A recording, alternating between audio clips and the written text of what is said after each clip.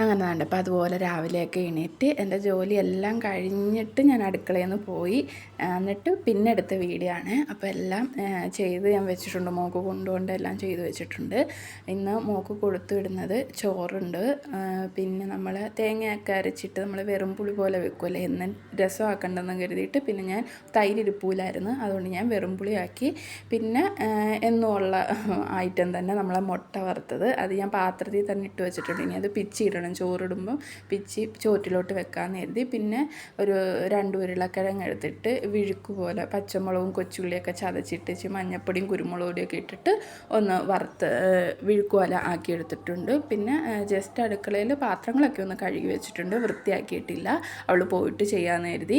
പിന്നെ കട്ടൻ ഞങ്ങൾക്ക് 2 പേർക്കും എനിക്ക് മോക്കും എടുത്തു വെച്ചിരുന്നു, അത് ഞാൻ കുഴിച്ച്. മോൾ എണീറ്റിട്ടില്ല.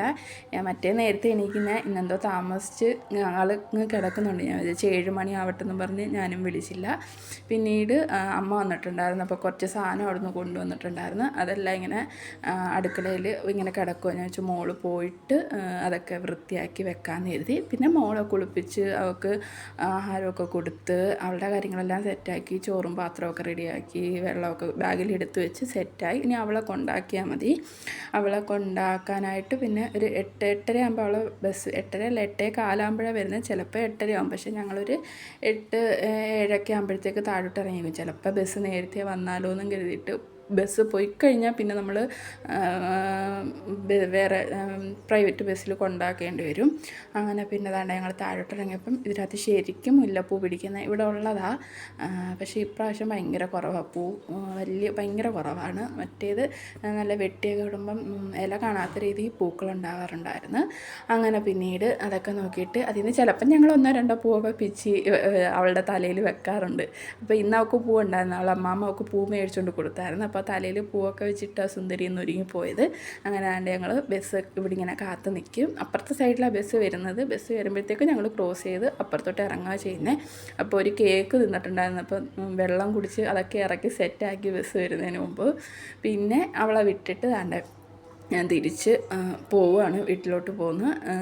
ഇത് നമ്മളെ താഴെയുള്ള അവിടെ മാവും തെങ്ങും വാഴയും എല്ലാം കൂടെ ഉള്ള എല്ലാം വെച്ചിട്ടുണ്ട് അവിടെ. അപ്പം ഇതുവരെ നമ്മൾ അങ്ങനെ അവിടുത്തെ ഇത് കാണിച്ചിട്ടില്ലെന്ന് തോന്നുന്നു വീഡിയോയിൽ. അപ്പം ഞാൻ ഇന്നും മറക്കാതെ ഫോൺ എടുത്ത്, അതുകൊണ്ട് എടുത്തതാണ്. പിന്നീട് അകത്ത് കയറിയിട്ട് നമ്മൾ ഈ വാതിലിങ്ങനെ കുറ്റിയിടും, കാരണം ഇത് തുറന്ന് കിടന്നാൽ പട്ടി കയറിയിട്ട് ഇങ്ങനെ കിടക്കും. ഒരു വെയ്യാത്ത പട്ടിയുണ്ട്, അപ്പം അത് വന്ന് കിടക്കും. അതുകൊണ്ട് അത് അടച്ചിട്ടിട്ടാണ് എല്ലാവരും പോകുന്നത്. പിന്നെ വന്ന് ഞാൻ ഈ അമ്മ കൊണ്ടുവന്ന സാധനങ്ങളെല്ലാം എടുത്ത് അതാത് സ്ഥലങ്ങളിൽ വെക്കണമല്ലോ.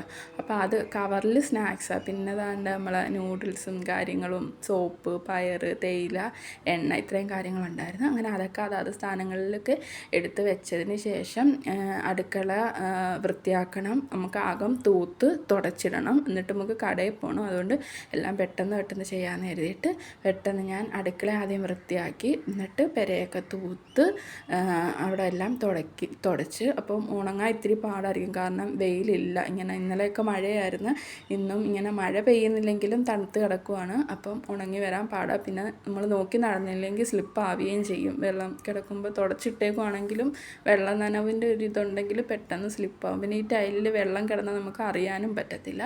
അപ്പം ഫാനൊക്കെ എല്ലാ മുറിയിലും ഇട്ടിട്ടുണ്ട്. അടുക്കള സമയമെടുത്തേ ഉണങ്ങത്തുള്ളൂ. അങ്ങനെ അതെല്ലാം വൃത്തിയാക്കിയിട്ട്, അപ്പോൾ ഇന്നത്തെ വലിയ കാര്യങ്ങളൊന്നുമില്ല, ഒരു കൊച്ചു വീഡിയോ ആയിരുന്നു. വീഡിയോ മുടക്കണ്ടെന്ന് കരുതിയിട്ട് കൈ കിട്ടിയതെല്ലാം കൂടെ എടുത്തു വെച്ചിട്ട് ഒരു വീഡിയോ ആക്കിയതാണ്.